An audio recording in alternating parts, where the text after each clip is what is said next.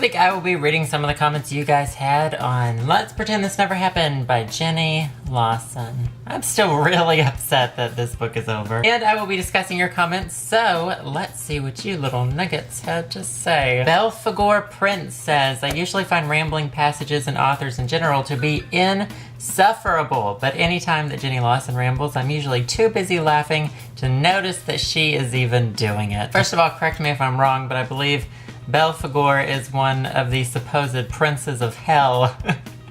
So, awesome username. And I'll also agree that Jenny Lawson's ramblings did not get to me like the ramblings of other authors. And I think that's because many of the rambling stories within stories sort of had their own points or else led back to the main story somehow. There is, however, one sort of rambling, one particular kind of rambling that bugged me a little bit, but I'm gonna save it for my review next week. Fancy Flowers said, I'm listening to the audiobook and I swear the way she says things makes them even funnier.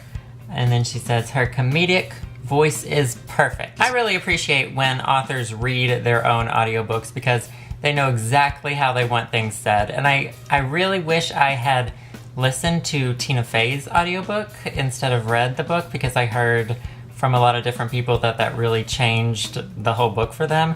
And I didn't really particularly enjoy Tina Fey's book. But Jenny Lawson's book I already love, so I assume the audiobook would just make a really awesome bonus to that. Cartoon Freak 9, or Sarah, I know Sarah, wrote, I feel like this book showed me a whole other side of the world being a city girl that does look down on the country life a bit. However, this book put everything in perspective and I saw the good sides of both types of living.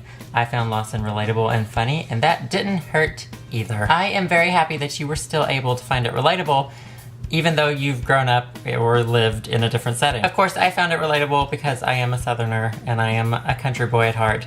But it's nice to hear that others could relate to it as well, even if they don't necessarily come from that same background. Chris wrote a really great review of the book, and I'm just gonna sort of take some selections from it. This was my favorite book we've read yet. I love how personable Jenny Lawson was throughout the book and how she showed multiple sides to a lot of the things she wrote about. Every time I thought I had pinned a stereotype on her, she flipped the tables and made me see that she's a multi-dimensional, real human being instead of a caricature, which is how I feel a lot of these types of books come across. And I really think you hit the nail on the head with the multi-dimensional aspect. That sounds like I'm talking about like space travel or something. But I think that that is probably one of the biggest contributing factors to why so many of us seem to really enjoy this book. So yay, thank you so much for reading this book with me this time around and for all of your lovely feedback and your lovely comments.